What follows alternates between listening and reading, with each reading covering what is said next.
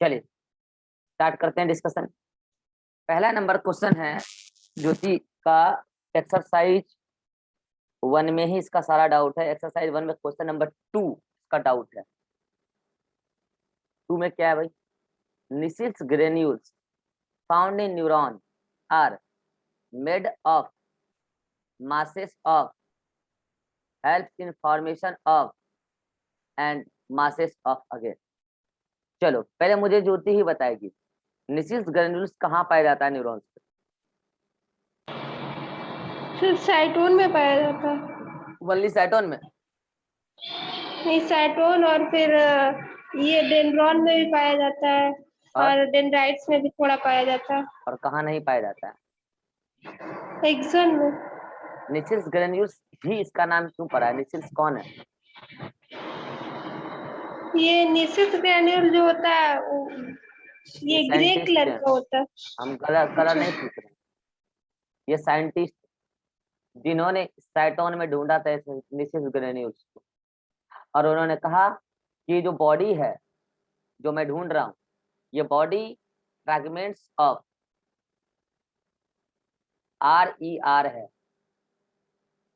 और rough endoplasmic reticulum का काम होता है प्रोटीन बनाना, इसलिए इस निसिल्स ग्रेन्यूल्स का काम है प्रोटीन बनाना। अब ऑप्शन ढूंढो। मेड ऑफ DNA गलत बात। मासेस ऑफ RER होल्ड करो, फ्रेगमेंट्स को भी मासेस बोला जा सकता है, होल्ड करो। हेल्प्स इन फॉर्मेशन ऑफ न्यूरोफाइब्रिल्स, कह रहा है कि न्यूरोफाइब्रिल बनाने में इसी का रोल है। तो न्यूरोफाइब्रिल क्या होता है कोई बताएगा? रिभा क्या होता है न्यूरोफाइब्रिल? सर वो बस प्रेजेंट रहता है उसमें। क्या इसका केमिकल नेचर क्या है? क्या है न्यूरोफाइब्रिल? फाइबर होता होगा। अच्छा फाइबर होता होगा ना। सेल पढ़े हो नहीं पढ़े हो? शिवानंद बताओ ji. Intermediate filament. Intermediate Shivanand filament का बताओ बना होता है। न्यूरोफाइब्रिल क्या होता है? शिवानंद इंटरमीडिएट फिलामेंट होता है सर, करंट को कंडक्ट करता क्या है। होता सर है? हेलो हाँ बोलो ना, क्या होता है न्यूरोफाइब्रिल? सर, ये करंट को आगे बढ़ाता है।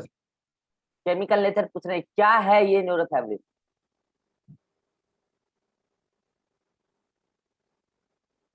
क्या हाल है? माइक्रोफिलामेंट। क्या है? माइक्रोफिलामेंट। माइक्रोफिलामेंट। अतीक बताओ। साइटोस्केलेटन। साइटोस्केलेटन में कौन सा साइटोस्केलेटन? Intermediate filament. सबको बताए थे इंटरमीडिएट फिलामेंट। अरे नहीं पढ़ोगे लिखोगे तुम लोग, पता है। ये एक प्रकार का जो शेर का क्लास किया है वो नहीं बता रहा है तो दुख की बात। इंटरमीडिएट फिलामेंट ठीक है, एक प्रकार का साइटोस्केलेटन। ठीक है, अच्छा सच बात है ये साइटोस्केलेटन जो इंटरमीडिएट फिलामेंट है ये भी प्रोटीनेशियस स्ट्रक्चर ही है। ठीक है, तब तुमको लग रहा होगा सर आंसर ये भी होना चाहिए और आंसर ये भी होना चाहिए। होल्ड करो, अभी लास्ट ऑप्शन पढ़ो। मासेस ऑफ माइटोकॉन्ड्रिया, बकवास। माइटोकॉन्ड्रिया के कलेक्शन को थोड़ी ना RER बोला है।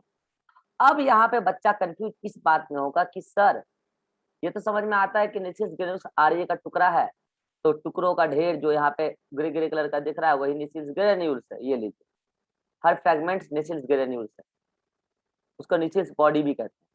तो सर आंसर ये मार देंगे, तो फिर ये क्यों नहीं है answer? Help in formation of neurofibril. देखिए न्यूरोफाइब्रिल अभी नहीं बना है, न्यूरोफाइब्रिल अभी नहीं बना है। जब सेल डिवाइड की ना, एक सेल बनी, तो उस सेल में उसी टाइम न्यूरोफाइब्रिल बन गया जो न्यूरोफाइब्रिल बनना था। सेल इलोंगेट करती चली गई, सेल इलोंगेट करती चली गई और उसमें न्यूरोफाइब्रिल आता चला गया। ठीक है, उसमें न्यूरोफाइब्रिल आता चला गया। तो न्यूरोफाइब्रिल कोई लास्ट में नहीं बना है, ये पहले से ही है। तो इसीलिए आप ऐसा नहीं कहोगे कि सर ये निसिल्स ग्रेन्यूल्स बना रहा है ये वाला प्रोटीन जिससे बन रहा है न्यूरोफाइब्रिल, नहीं। तो फिर ये कौन सा प्रोटीन बनाएगा? अरे न्यूरॉन एक सेल है, उसको अपना प्रोटीन का जरूरत नहीं है क्या? अमीनो एसिड अपटेक करेगा ना न्यूरॉन। न्यूरॉन एक सेल है, अमीनो एसिड अपटेक करके अंदर में प्रोटीन बनाएगा अपने यूज के लिए। वो प्रोटीन बनाएगा कौन? निसिल्स ग्रेन्यूल। इसलिए आंसर क्या होगा 2 होगा। अब हर्ष पहले दूसरों का होगा तब तुम बीच में आए हो। अब वेट करो, अगला डाउट है इसका। एक्सरसाइज 2 में 36, सॉरी एक्सरसाइज 1 में 36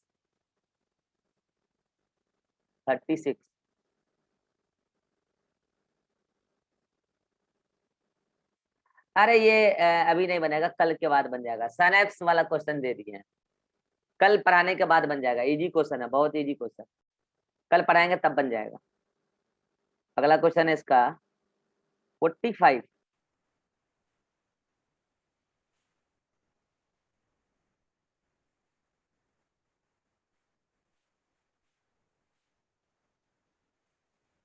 क्या दिक्कत है इसमें तुमको रीबा? अरे ज्योति, पढ़ो क्वेश्चन को गौर से, क्या बोला है क्वेश्चन पढ़ो। बोला है कि nerve impulse are initiated. Initiated का मतलब समझ रहे हो? नर्व इम्पल्स मतलब action Starting. Potential axon hillock पर जो बन जाता है, इसके बारे में बात कर रहा हूँ। ठीक है, nerve impulse are initiated by nerve fibres, मतलब एक्सॉन हिलॉक पर बना है ना, वहां से साइन करके आगे बढ़ेगा ना। फिर only when membrane cell become more permeable to, कब बनता है एक्शन पोटेंशियल? बताओ, एक मिनट जो फिर से हमको गौर करने दो, चल। लैंग्वेज हाँ। लैंग्वेज पे गौर करने दो। नर्व इम्पल्सेस मतलब action potential are initiated, initiate होता है, अच्छा, by nerve fibre only when membrane cell become more permeable to. ठीक है, बिल्कुल सही लैंग्वेज जा रहा है। हाँ बताओ, इसका मतलब है कि एक्शन पोटेंशियल बनना शुरू हो जाता है एक्सॉन हिलॉक पर, कब? जब मेम्ब्रेन किसके लिए ज्यादा मोर परमेबल हो जाता है? सोडियम आयंस के लिए। अदरवाइज मेम्ब्रेन किसके लिए ज्यादा परमेबल होता है?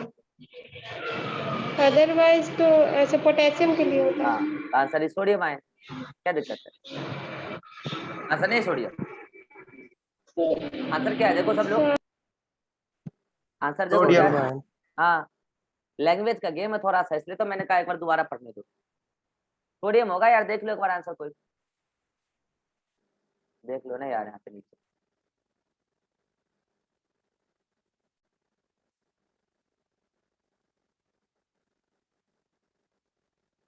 थर्ड, सिक्स, समझ में आया ज्योति? यस। हाँ, लैंग्वेज का खेल है बस, और कुछ नहीं। नर्व इम्पल्स कब बनना स्टार्ट होता है ये पूछा गया। चलो अगला क्वेश्चन 46।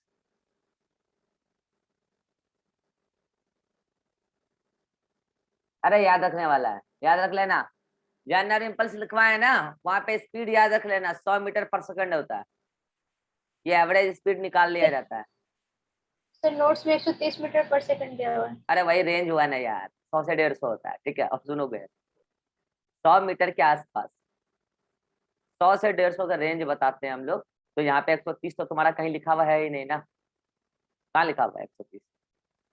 तो नोट्स, अच्छा नोट्स में एक चीज और लिखा होगा, गौर कियो, रेफ्रैक्टिव पीरियड का टाइम दिया अपने अंदर, गौर कियो कभी, 1 से 5 मिली सेकेंड। कल शिवानंद डाउट भी पूछा था, कितने लोग देखो हमारे अंदर रेफ्रैक्टिव पीरियड का टाइम यही है, इतना कम सेकंड में अगला इंपल्स देने के लिए हमारा न्यूरॉन तैयार हो जाता है, मिली सेकेंड। ठीक है, ये याद रखने वाला था। ठीक है, 130 तुम्हारे यस नोट्स में सर। लिखा हुआ है, और यहाँ 100 ऑप्शन मैच कर रहा है 130 के आसपास। अगला 57 और 63। 57 क्या कह रहा है?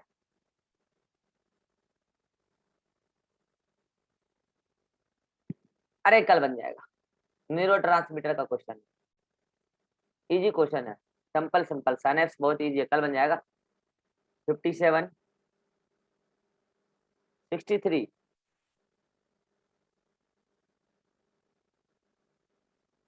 अच्छा, अब देखो यार, इसमें बच्चे क्या सोचते हैं ना, which of the following dominant intracellular anion, anion, potassium होता है K+, क्लोराइड होता है Cl-, कैल्शियम होता है कैल्शियम +2 और फॉस्फेट होता है PO4-3। अब मुझे ज्योति बताइए, कैल्शियम +2 का तो चक्कर छोड़ो, कैल्शियम +2 का तो हम कोई बात ही नहीं किए थे न्यूरॉन में, याद होगा। और वैसे भी सेल के अंदर कैल्शियम नहीं होता ज्यादा, बाहर से खाना पड़ता है, तब कहते हैं दूध पियो दही खाओ, ठीक है। लेकिन तुम लोग पिज्जा खाने में बिजी हो। कैल्शियम हमको सोर्स बाहर से लेना पड़ता है, बॉडी में नहीं होता है, ठीक है। बाकी सारा एनायन तो बाहर से ही लेना पड़ता है। कैल्शियम की बहुत रोल है, इंपॉर्टेंट रोल है हर चीज में। अभी आप पढ़ोगे फिजियोलॉजी तब पता आएगा। हाँ चलिए, ये तो कटाइन हो गया। तो ये ऑप्शन और ये ऑप्शन ऐसे ही छट गया क्योंकि कटाइन हो गया। अब एनायन बचा तुम्हारे पास क्लोराइड और एनायन बचा फॉस्फेट। चलो बताओ ज्योति, कौन सा बाहर कौन सा अंदर ज्यादा? PO4-3 अंदर ज्यादा। तो हमसे काय के लिए क्वेश्चन पूछ रहे हो? सर लगा कह रहे हैं सर एनायन पे कौन सा चार्ज होता है, तनी वो बता देते हैं सर। और कैटायन पे कौन सा चार्ज होता है वो बता देते ना। तो केमिस्ट्री के लिए अलग से पैसा जमा करवा तब बताएंगे, हमको भी नहीं पता, पढ़ेंगे और उसके बाद बता देंगे। समझ में आया? केमिस्ट्री के नाम से अलग से पैसा जमा करवा तब बताएंगे एन पे कौन सा चार्ज होता है और कैटायन पे कौन सा चार्ज होता है। जिसको भी जानना है एनायन पे चार्ज और कैटायन पे चार्ज, केमिस्ट्री पैसा अलग से जमा करवाइए तब बताएंगे, ठीक है। हमको भी ना पता है। चलिए अगला क्वेश्चन, हम पढ़ेंगे तब ना बताएंगे जी कौन सा चार्ज होता है उस पर। 69, अरे 63 इसका डाउट ही नहीं था। अच्छा 63 इसका खत्म हो गया, ज्योति का डाउट खत्म हो गया, ज्योति का डाउट खत्म हो गया। दूसरे का डाउट सुनना है तो रहो, नहीं तो जा सकते हो। रिभा को फ्री करेंगे तब हर्ष का लेंगे, इस दोनों का भी क्लास। सर मेरा ले लीजिए ना आज प्लीज। तुम लेट आए हो, प्लीज कुछ नहीं होता यहाँ। लेट क्यों आए? सर आईडी पासवर्ड डाल रहा था। इतना देर से आईडी पासवर्ड डालता है जी। इसका 5 क्वेश्चन है, अब इसका 5 क्वेश्चन लेंगे तब इन दोनों को फ्री करने दो। स्क्रीनशॉट ले लो रिभा इसका, ए ज्योति 5 क्वेश्चन है इसका। क्वेश्चन नंबर 5, तुम डेली स्क्रीनशॉट डालते हो, समझे? क्लास का सारा बच्चा तुमको पहचान चुका है, तुम डेली लेट आते हो। एक दिन का तुम्हारा है ना, एक दिन का रहता तो कोई दिक्कत नहीं। Measles granules occur in which part and what is their function? क्या पूछ रहे हो रिवा? ठीक तो है, क्या है इसमें दिक्कत? मिसिल्स ग्रेन्यूल्स साइटोन में मिलता है, हाँ लो, साइटोन में, डेंड्रॉन में, डेंड्राइट्स में। रोल है प्रोटीन सिंथेसिस। पढ़ो ऑप्शन। कहाँ पाया जाता है? न्यूरॉन में पाया जाता है, हाँ पाया जाता है। हेल्प इन न्यूट्रिशन, हाँ प्रोटीन। कहा ना हमने? And increase metabolic activity of neuron, हाँ प्रोटीन बनेगा तो प्रोटीन से एंजाइम बनेगा। हाँ अपना अपना एंजाइम बनाएंगे ना भाई, कुछ प्रोटीन तो अपने अंदर बनेगा, वो यूटिलाइज हो जाएगा न्यूट्रिशन। कुछ प्रोटीन से एंजाइम, एंजाइम से मेटाबॉलिक एक्टिविटी होगा न्यूरॉन का। बिल्कुल सही ऑप्शन बैठ रहा है, बाकी चेक कर लेते हैं। ब्लड में नहीं पाया जाता ये, अरे ब्लड में थोड़ी ना रफ एंडोप्लाज्म मिलता है, सेल के अंदर मिलता है। सार्कोप्लाज्म, नहीं नहीं, सार्कोप्लाज्म क्या होता है ना बता रहा हूँ। ये मसल की एंडोप्लाज्मिक रेटिकुलम का नाम है सार्कोप्लाज्म, वहां थोड़ी ना निसिस ग्रेन्यूल्स होता है। फाउंड इन मसल सेल्स, बकवास। First is answer. इसमें तुम कंफ्यूज हो रहे होगे कि ऐसा कैसे, तो ऐसा ऐसे कि अगर प्रोटीन बनेगा तो एंजाइम बनेगा, और एंजाइम बनेगा तो मेटाबॉलिक एक्टिविटी बढ़ेगा। समझ में आ रही बा? Yes sir. 20 नंबर क्या है भाई इसमें?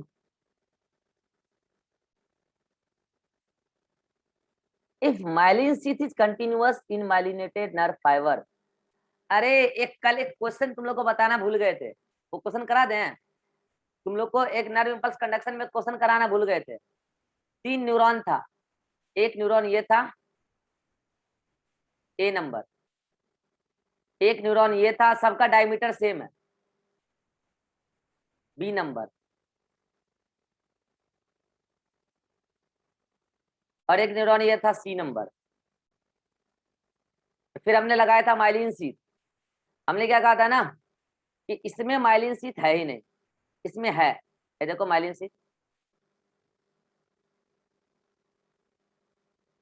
न्यूरिलिमा भी होगा, इसमें भी माइलिन शीथ है, लेकिन ऐसे यहां से लेके यहां तक कंटिन्यूअस में नहीं।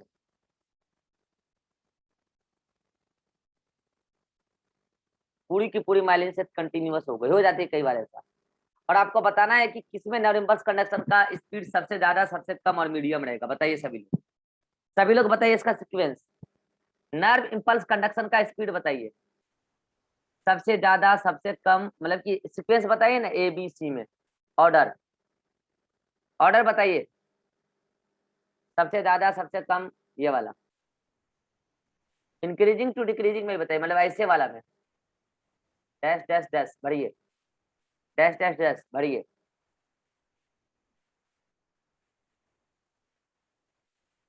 जल्दी सभी लोग।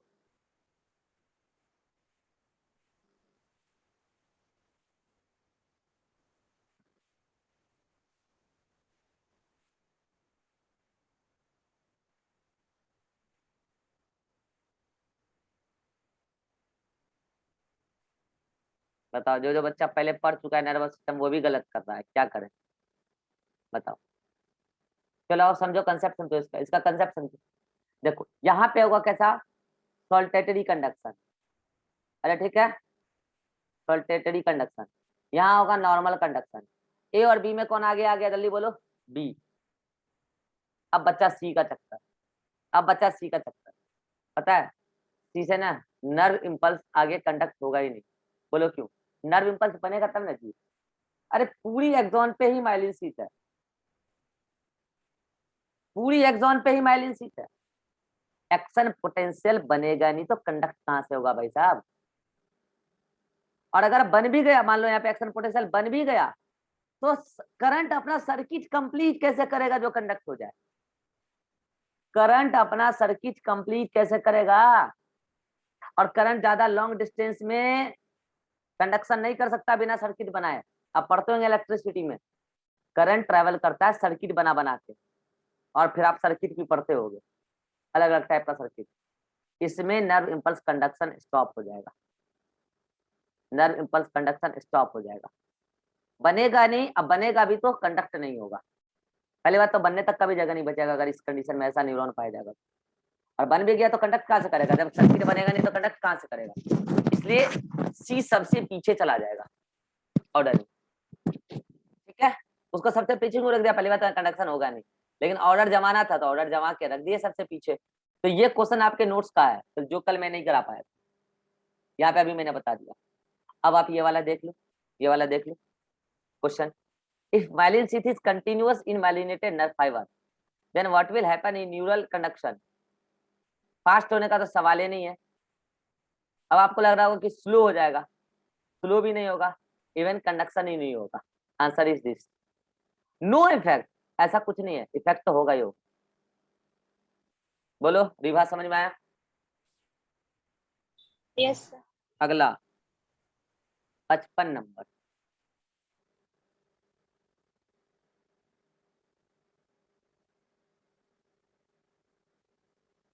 देखो इसको क्या बोला भाई, unidirectional transmission of nerve impulse through, अरे साइनेप्स कल पढ़ाएंगे।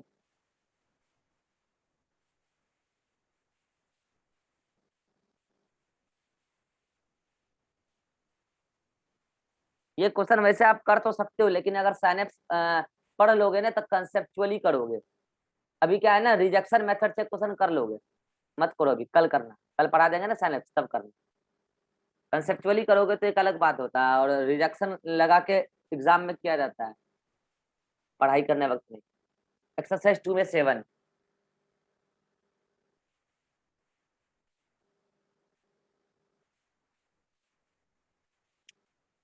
क्या भाई इसमें, during propagation of nerve impulse, जब प्रोपेगेट हो रहा है, the action potential results from the moment of, अरे बोलो एक्शन पोटेंशियल काय बनता है, एक्शन पोटेंशियल किस फिनोमिना में बनता है रिभा। सर डिपोलराइजेशन में डिपोलराइजेशन का काउज, Na+ का हाँ बोलो, ये होना, इंट्रासेलुलर इनफ्लक्स होना Na+, कहाँ से कहाँ, आउटर से inner, ECF to ICF।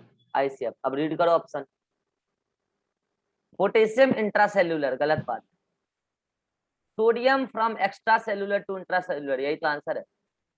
Potassium from नहीं, गलत बात, सोडियम अंदर से बाहर, गलत बात, आंसर इज 2। क्या दिक्कत है इस मेरी बात तुमको? सर हम 4 सोच लिए थे। 4 कैसे सोच लोगे? अंदर से बाहर कैसे चल जाएगा? अंदर से बाहर सोडियम जाता है पंप के थ्रू, और जब एक्शन पोटेंशियल बनना है तो डीपोलराइजेशन होगा, उस टाइम तो पंप काम ही नहीं करता है। 11 नंबर।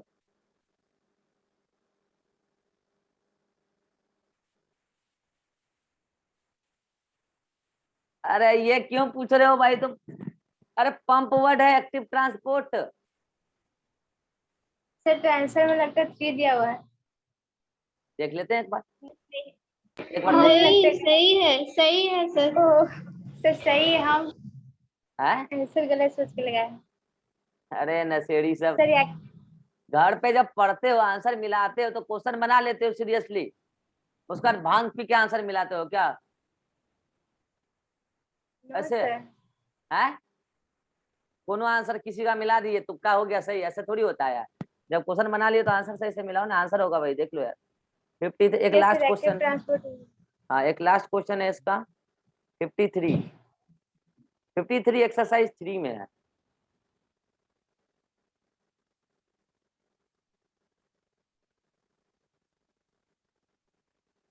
अच्छा इस क्वेश्चन को थोड़ा छोटा करते हैं।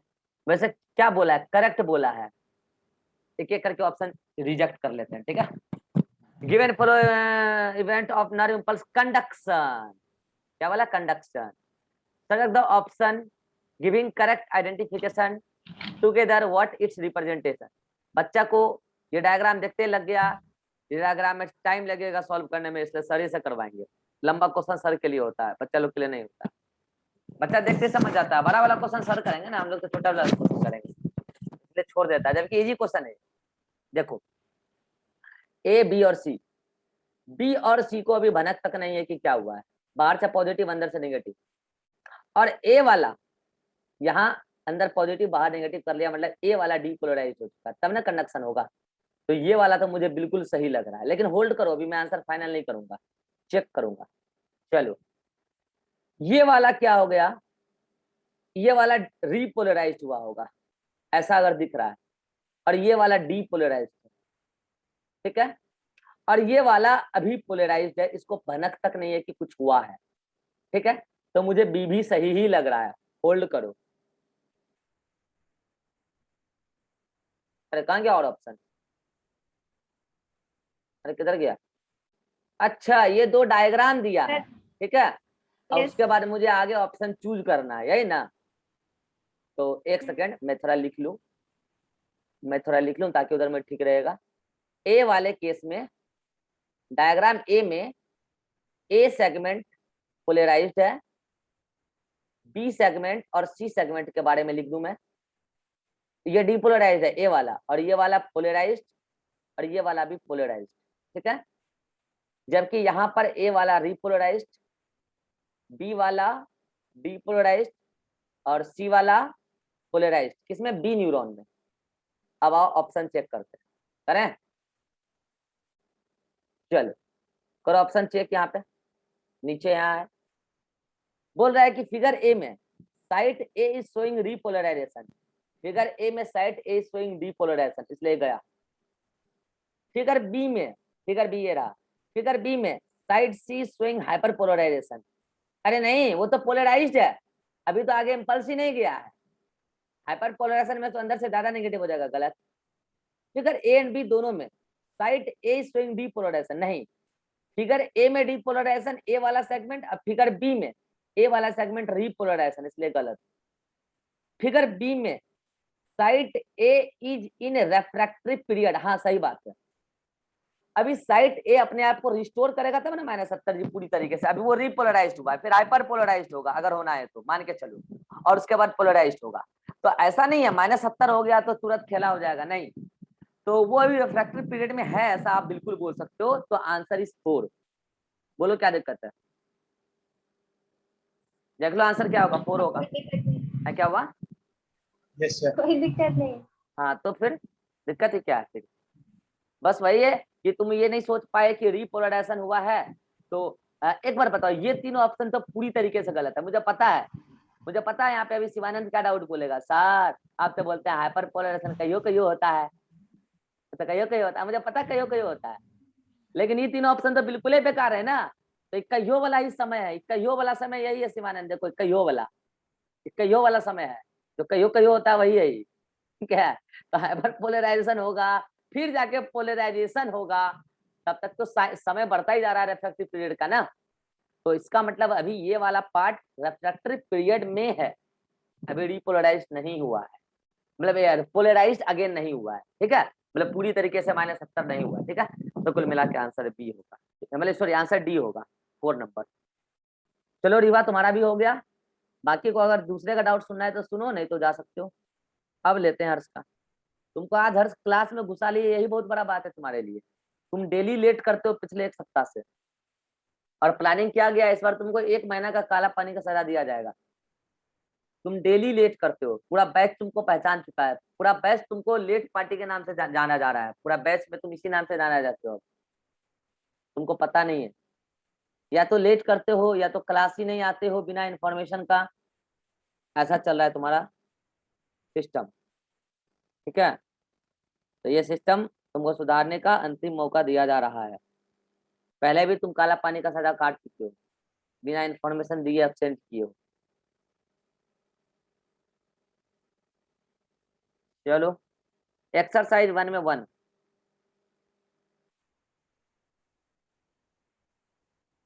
क्या दिक्कत है भाई इसमें?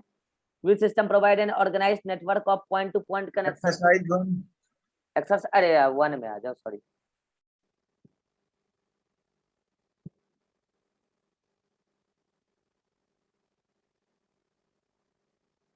अरे ये कल हो साइनेप्स का जाएगा, क्वेश्चन है वो। कल हो जाएगा, वो साइनेप्स का इजी क्वेश्चन है, बहुत इजी क्वेश्चन।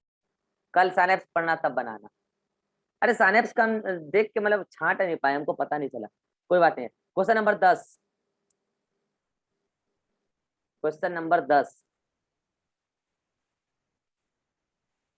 सुमन बोल रहा है आज मेरा भी क्लास है 2 बजे से। हर्ष के बाद तुम्हारा ही ले लेंगे सुमन, हर्ष के बाद तुम्हारा ही ले लेंगे, इसका ले लेते हैं पहले। अब question number 10, Schwann cell sheath neurilemma के बारे में बात चल रहा है। स्वान सेल शीथ न्यूरीलिमा एक प्रकार का एक कंटिन्यूअस लेयर है, पहली बात। अच्छा एक बार 1 मिनट हम लोग होल्ड भी करते हैं। स्वान सेल शीथ का मतलब केवल न्यूरीलिमा ही नहीं होगा, मतलब कि इसका मतलब ये भी हो सकता है कि एक स्वान सेल अगला स्वान सेल न्यूरीलिमा से सब कनेक्टेड होता है, ठीक है। यहाँ पे माइलिन शीथ है, यहाँ है, यहाँ है, बीच बीच में नहीं है, ठीक है। अब हम देखते हैं आगे।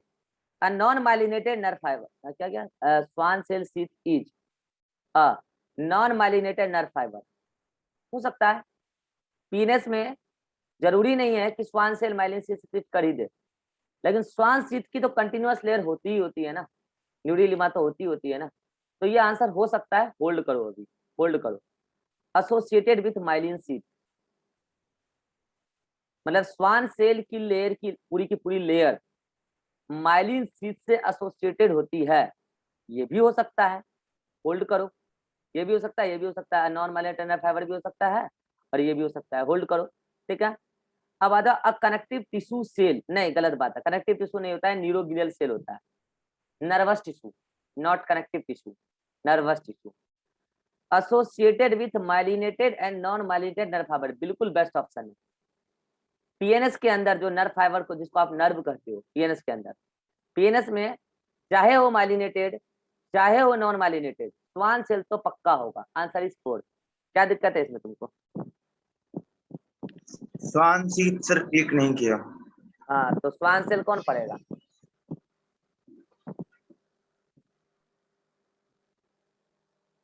अगला 24 नंबर।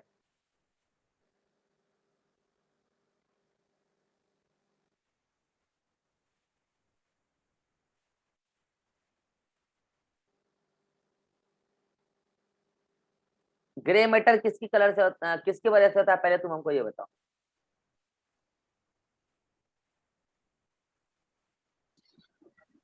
सर वो सेल बॉडी जो होती है सोमा, उसके कारण ग्रे कलर की अपीयरेंस आती है।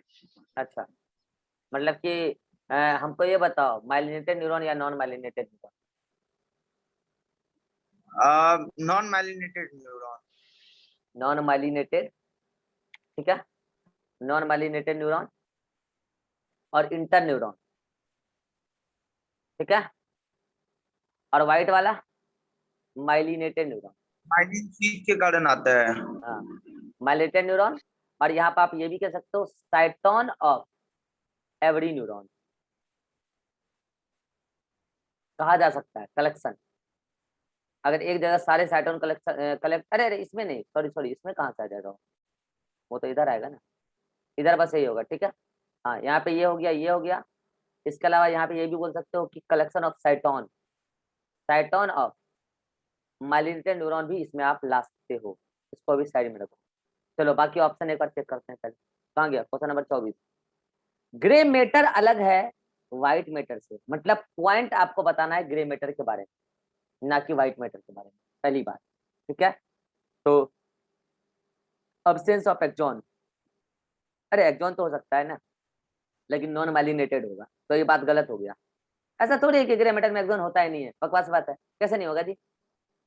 अब्सेंस ऑफ माइलिन शीथ, हाँ ये होगा, माइलिन शीथ यहाँ नहीं होता, ये बात सही बोल रहे हैं।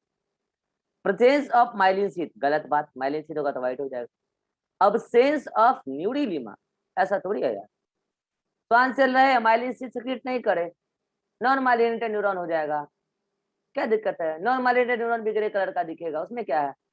तो ये ऑप्शन भी गलत हो गया, आंसर इज 2। बोलो। सर बट इसमें ये पूछा जा रहा है ना, ग्रे और व्हाइट में क्या डिफरेंस होता है? नहीं, तो तुम मेन तुम डिफरेंस गलत तब आता समझ है रहे हो जब ना, तुमको इसलिए मेरी बात सुनो ना पहले। तुम क्या हो ना, ज्यादा दिमाग लगाते हो, और ज्यादा दिमाग नीट में लगाया जाता है ही नहीं, फॉरवर्ड चला जाता है। क्वेश्चन ये बोला जा रहा है कि ग्रे व्हाइट से अलग कैसे, ये नहीं पूछा जा रहा है कि ग्रे और व्हाइट में अंतर क्या है, समझ गए। अब बोलो तुम, ग्रे व्हाइट से अलग कैसे, क्वेश्चन ये है। बाकी तुम्हारा अंग्रेजी अब तुम्हारा कैसा हो तुम समझो। हाँ बोलो, अब बोलो क्या बोल रहे हो। क्वेश्चन ये है ही नहीं कि ग्रे और व्हाइट में डिफरेंस क्या है, यही तो बता रहे हैं ना, तुम दिमाग ज्यादा लगा रहे हो ना, इसलिए दिमाग इतना ही लगाना जितना लिखा है अंग्रेजी भाषा में, और लिखा है स्पष्ट तौर पे, ग्रे मैटर डिफर्स फ्रॉम, मतलब ग्रे व्हाइट से अलग कैसे है, मतलब बातें ग्रे की करनी है व्हाइट की नहीं करनी है, समझ में आया। यस मेरा दिमाग लगाओगे ऐसा यस सर। क्वेश्चन गलत ही होगा, एग्जाम में भी गलत हो जाएगा। 24 हो गया, 26 यहीं पे होगा, 26 कहीं नीचे है। अब क्या है भाई इसमें, नर्व सेल मतलब न्यूरॉन का ही दूसरा नाम है, या नर्व सेल, बार बार बोल रहा हूं मैं तो, न्यूरॉन का ही दूसरा नाम नर्व सेल है। डेंड्राइट्स होता 26 है, होता है, एक्सोन होता है, होता है। सर 26 हाँ अरे 26 26 है, डिस्कस। सॉरी। अरे इसमें क्या है यार, याद रखो सभी लोग, देखो होता क्या है ना, जब मैं रिप्रोडक्शन पढ़ाऊंगा तब बताऊंगा। गैस्ट्रूला स्टेज में 3 टाइप का लेयर बनता है, एक एक्टोडर्म, एक मीजोडर्म और एक एंडोडर्म, ठीक है। तुम्हारा नर्वस सिस्टम का सब कुछ एक्टोडर्म से ही डिराइव होता है। एक्टोडर्म क्या है, ग्रुप ऑफ सेल है। जब आप माँ की यूट्रस में थे, दुनिया आपको फीटस के नाम से जानती थी, उससे पहले एम्ब्रियो। तो जब एम्ब्रियो थे ना आप, तो ग्रुप ऑफ सेल्स बने थे 3 टाइप के, एक ये गुलाबी गुलाबी देखो, और एक ये ग्रीन ग्रीन देखो, और एक ब्लू ब्लू देखो। तीनों का अलग अलग नाम है, एक का नाम है एक्टोडर्म, एक का मीजो, एक एंडो। इसी से बनता है नर्वस सिस्टम का सारा पार्ट। इसी में से कुछ सेल न्यूरोगिलिया सेल बनाए और कुछ सेल न्यूरॉन बनाए, फिर बाद में वो न्यूरॉन क्या होते हैं, बड़े बड़े हो जाते हैं, ठीक है। तो एक्टोडर्म, पूरा नर्वस सिस्टम एक्टोडर्म से डिराइव होता है। आपका किडनी वगैरह मीजोडर्म से डिराइव होता है, टेस्टिस वगैरह मीजोडर्म से, ओवरी वगैरह मीजो। बॉडी के एब्डोमेन में मेजोरिटी ऑर्गेन जो है एब्डोमेन में, और खुद एब्डोमेन भी एंडोडर्म से। बाकी आप फिजियोलॉजी पढ़ोगे, धीरे धीरे ओरिजिन समझ जाओगे, ठीक है। तो आंसर इज एक्टोडर्म, ले लो स्क्रीनशॉट ये बात, आंसर एक्टोडर्म। 26 हो गया, 34 यहीं पे तो 34 कहाँ गया भाई, विच लिप्स, अरे साइनेप्स का क्वेश्चन है, कल हो जाएगा। साइनेप्स के जितने में छांट रहा हूँ, कोई एक जगह लिखा क्या, लिख लेता तो मेरा काम कल का आसान हो जाता, वही होमवर्क हो जाता कल आपका। साइनेप्स के जो भी क्वेश्चन छाट रहा हूँ अभी से भी लिख लो, अभी से भी लिख लो कम से कम। साइनेप्स का क्वेश्चन है, कोई एक लड़का लिखो साइनेप्स का क्वेश्चन, ताकि कल वो होमवर्क हो जाए पढ़ाने के बाद। चलिए मीटिंग समाप्त होने वाला है, अगले मीटिंग में मिलते हैं, आइए।